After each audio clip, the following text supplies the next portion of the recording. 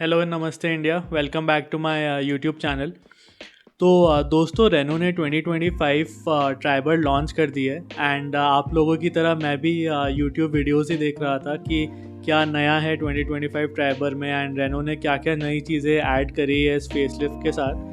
And videos देखते हुए मुझे रियलाइज़ हुआ कि कमेंट सेक्शन में सब जगह यही लिखा हुआ था कि रेनो को टर्बोचार्ज इंजन लाना चाहिए था ट्राइबर के साथ। Turbo turbo turbo turbo engine कहाँ है रेनो। तो मुझे पहले तो लगा कि यार हाँ, लाना चाहिए था एक्चुअल में रेनो को टर्बोचार्ज इंजन। बट मैंने इस प्रोडक्ट को थोड़ा बाहर से देखने की कोशिश करी एंड देन मुझे रियलाइज़ हुआ कि यार एक्चुअल में टर्बो पेट्रोल की ज़रूरत नहीं है रेनो ट्राइबर में। अगर आप ट्राइबर एज अ प्रोडक्ट को देखेंगे तो वो एक बहुत ज़्यादा value conscious and budget conscious buyer के लिए बना हुआ है। ट्राइबर कहीं ना कहीं 7 से 9 लाख रुपए के बीच में आती है ऑन रोड। एंड अगर आप इसका असली कंपटीशन देखेंगे तो ट्राइबर का असली कंपटीशन अर्टिगा नहीं है। ट्राइबर का असली कंपटीशन मेरे हिसाब से वैगन आर, इग्निस और ये सारे प्रोडक्ट्स हैं जो कि आपको 6-8 लाख रुपए की रेंज में आते हैं। तो अगर किसी फैमिली का 6 से 8 लाख रुपए बजट है तो उसको ट्राइबर लेनी चाहिए अगर उसको 7 सीट्स की ज़रूरत है। तो अर्टिगा का डायरेक्ट कंपटीशन नहीं है, वैगनआर वगैरह का कंपटीशन है। एंड हेंस मुझे लगता है कि इसमें टर्बोचार्ज इंजन की एक्चुअल में ज़रूरत नहीं है। जो नेचुरली एस्पिरेटेड इंजन है is fine for this particular car. Having said this, मुझे पर्सनली ऐसा लगता है कि अगर रेनो टर्बोचार्ज इंजन डाल भी देता ट्राइबर में तो बहुत ज़्यादा सेल नहीं हो पाता वो इंजन। आई एग्री की परफॉर्मेंस बहुत ज़्यादा बढ़ जाती है, पर 3 ऐसी इंपॉर्टेंट चीज़ें हैं जो इस सेगमेंट के बायर स्पेसिफिकली देखते हैं एंड टर्बो इंजन डालने से वो 3 चीज़ें बहुत ज़्यादा इम्पैक्ट हो जाती है। तो फर्स्ट चीज़ ये है कि अगर टर्बो इंजन आ जाता तो इसकी प्राइस बहुत ज़्यादा बढ़ जाती। अगर मैनुअल वेरिएंट्स की बात करें तो मुझे लगता है कहीं ना कहीं 1 से 1.5 लाख रुपए प्राइस बढ़ जाती है उसकी। एंड अगर ऑटोमेटिक की बात करें तो ऑटोमेटिक टर्बो इंजन के साथ CVT गेयरबॉक्स आता है जो कि और ज़्यादा महंगा है AMT गेयरबॉक्स से। तो ओवरऑल कहीं ना कहीं 1.5 से 2 लाख रुपए प्राइस बढ़ जाती है ऑटोमेटिक वेरिएंट्स की। एंड देन फिर वो अर्टिगा वाले सेगमेंट में चला जाता है एंड उससे कंपटीशन हो जाता। And Ertiga is a much better product than Triber. तो दोनों के सेगमेंट्स अलग अलग है एंड इस सेगमेंट में जो लोग कार देख रहे हैं वो इतना प्राइस नहीं देते इस कार के लिए। एंड हेंस मुझे नहीं लगता है कि टर्बोचार्ज इंजन मेक सेंस करता है इसमें। सेकेंड रीज़न ये है कि टर्बोचार्ज इंजन के माइलेज बहुत ज़्यादा कम रहती है। फ्यूल एफिशिएंसी टर्बो की as compared to naturally aspirated engine is quite लो।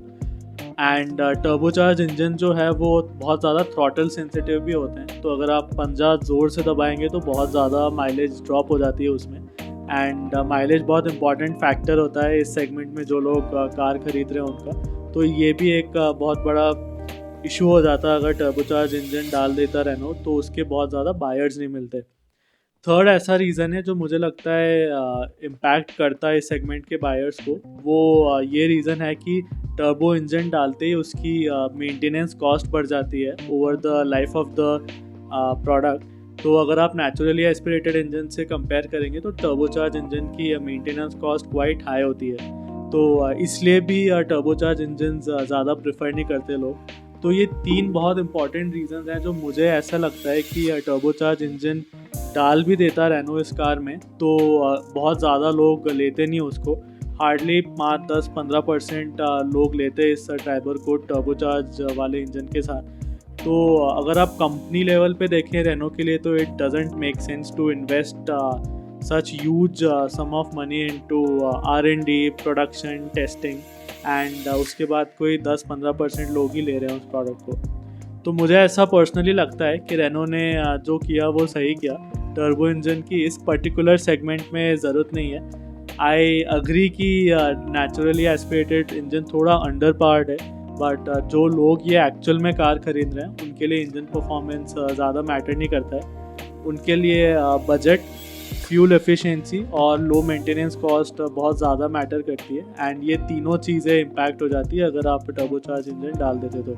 इसके बाद अगर इस पर्टिकुलर फेसलिफ्ट की बात करें तो I am very impressed from this facelift. मुझे ऐसा लगता है कि रेनो ने काफ़ी अच्छा काम किया है। फर्स्टली रेनो ने 6 एयरबैग्स ABS स्टैंडर्ड कर दिए हैं सारे वेरिएंट्स में, तो वो एक काफ़ी अच्छी अप्रोच लगी मुझे। सेफ्टी अभी बहुत ज़्यादा इंपॉर्टेंट हो चुकी है इंडियन मार्केट में। And crash test rating wise भी आई थिंक 4 स्टार्स मिले हुए हैं रेनो ट्राइबर को, तो it's an overall very safe product. And space management Renault ने बहुत अच्छा किया है इस कार के लिए, गिवन द फैक्ट कि ये एक 4 मीटर लंबी ही कार है, तो रेनो ने स्पेस मैनेजमेंट बहुत अच्छा किया हुआ है। तो वो सब चीज़ें ऑलरेडी सॉर्टेड थी, स्पेस वगैरह, रिलायबिलिटी, वो सब सॉर्टेड था। एंड सेफ्टी भी बहुत अच्छी कर दी है। एंड थोड़े लुक्स में भी रेनो ने अच्छे चेंजेस किए हैं, तो कार अभी अपडेटेड लग रही है। एंड आई जेन्युइनली थिंक कि इसके सेल्स अब बढ़नी चाहिए, given the value for money quotient and affordability quotient of this car. तो दोस्तों, ये वीडियो आपको कैसा लगा हो नीचे प्लीज़ कमेंट सेक्शन में लिख के बताइएगा। अगर आपको अच्छा लगा हो तो प्लीज़ लाइक करिएगा। अगर आप चैनल पे पहली बार आए हैं तो please consider subscribing to this channel. मैं इस चैनल पे इसी तरह का ऑटोमोटिव कंटेंट लाता रहता हूँ। मैं यूजुअली काफ़ी इन डेप्थ और डिटेल्ड वीडियोस बनाता हूँ कार्स पे। एंड मेरा ऑब्जेक्टिव यही है इस चैनल पे कि राइट प्रोडक्ट राइट बायर से मिला सकूं।